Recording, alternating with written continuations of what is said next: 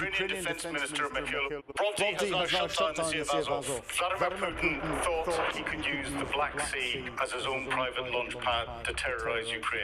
He was wrong. Ukraine has no major navy, yet it's pulling off a total maritime lockdown. Ukraine isn't just hunting warships anymore, they're hunting the Kremlin's cash card.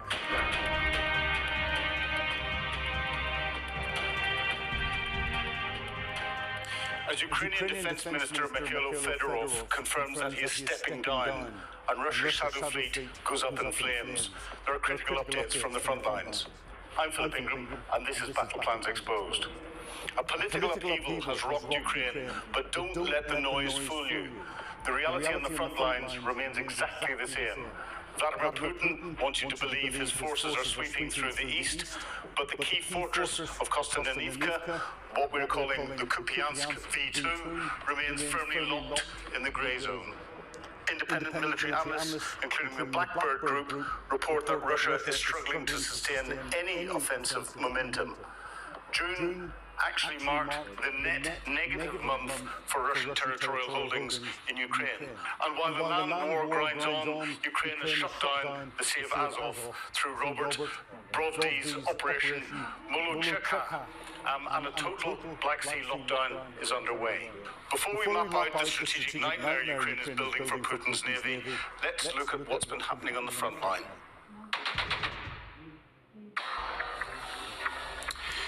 The traditional attack helicopter, once the undisputed king of the skies, is facing an existential crisis.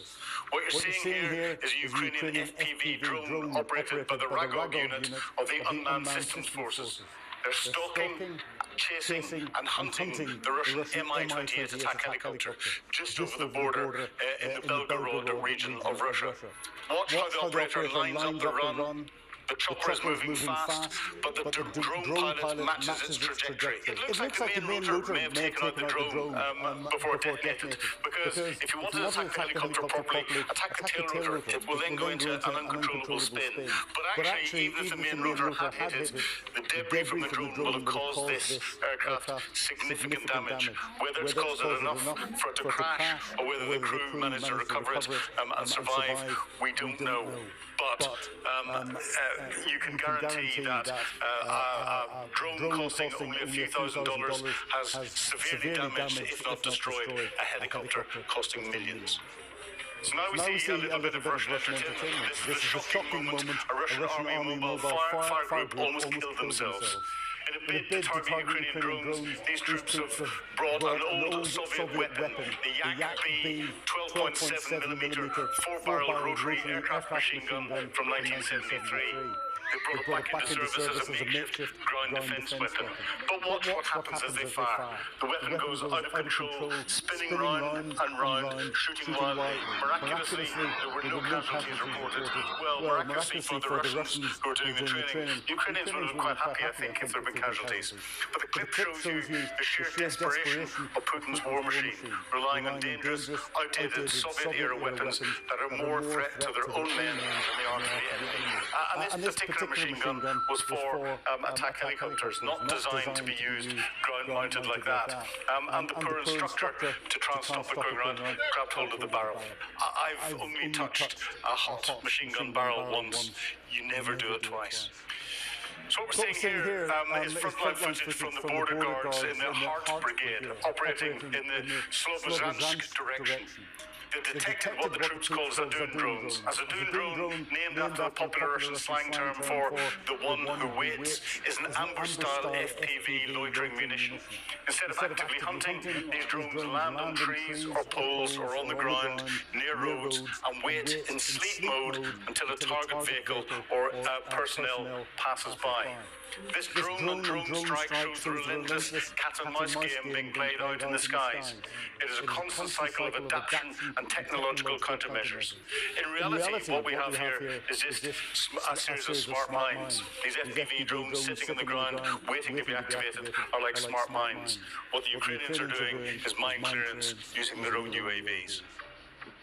Now this is interesting and confusing because what you're seeing here is a Russian Shahed 136 kamikaze drone flying incredibly low over the Odessa region. But instead of carrying a warhead to blow something up, watch what happens as it passes overhead. It releases a massive cloud of white sheets. These are reported to be either propaganda leaflets aimed at demoralizing local population, or what are also known as dipole reflectors, or in supplies the world about 10% of its grain and cooking oil. That was before the war. Since the war started, Ukraine is still supplying a significant percentage of grain and cooking oil. But instead of using all of its ports on its southern coast, it is now restricted to Odessa. The Russians control all of the others. The Russian focus was trying to then export stolen Ukrainian grain and oil out through the Sea of Azov and out through the Black Sea, through the Bosporus into the Mediterranean and to the rest of the world. However, their focus has changed. Since Ukraine has now started its campaign to isolate Crimea, then the Russians are having difficulty getting essential supplies in by land from the north, across the Kerch Strait in the south, using either ferries, they've all been sunk, or the Kerch Bridge, which has been damaged. So what they're trying to do is move logistic supplies into Crimea using ships in the Sea of Azov. They were being successful up until the last 10 days. And this is where the Ukrainian attacks on these ships have been significant. And they're significant in that they are increasing the isolation of Crimea, where you now cannot get fuel. Food is becoming more difficult to get hold of. The Russians are having increasing difficulties getting military supplies in there, and therefore it can't be used as a secure base to launch attacks up into Ukraine. Ukraine is slowly but surely choking off what Putin sees as one of the jewels in his crown.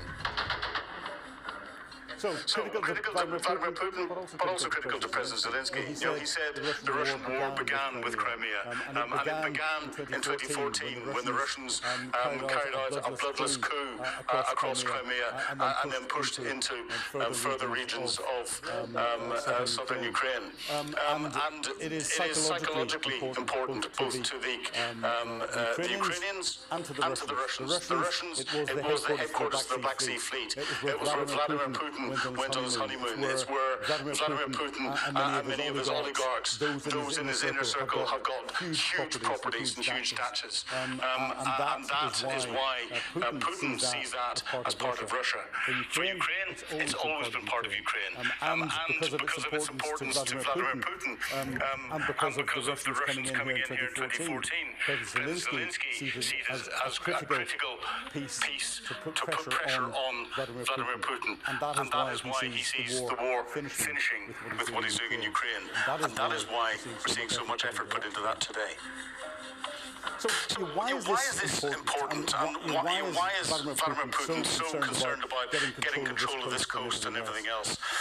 Part of it, I think, is because the Black Sea is effectively a NATO sea. And if Ukraine was ever allowed to join NATO, it would become even more of a NATO sea. Because we've got Turkey in the south, we've got Bulgaria, we've got Romania. Ukraine is not a NATO member, but is now being supported by NATO. And the only way in and the only way out is through the Bosporus Strait, controlled by a NATO country, Turkey.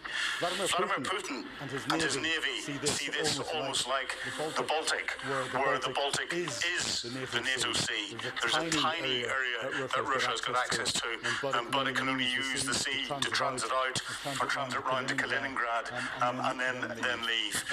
It's restricting Russia's freedom of operation across a large proportion of its area. That is partially why Vladimir Putin is justifying his war into Ukraine.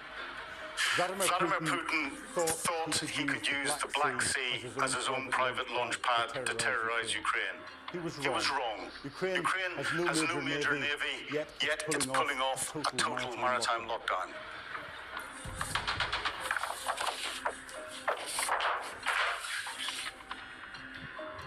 They're using a swarm of cheap homemade drones to choke Russia's war machine, smash its shadow fleet, and rewrite the rules of naval warfare. Russia has been launching hundreds of Iranian-designed Shahed drones from occupied Crimea, sending them low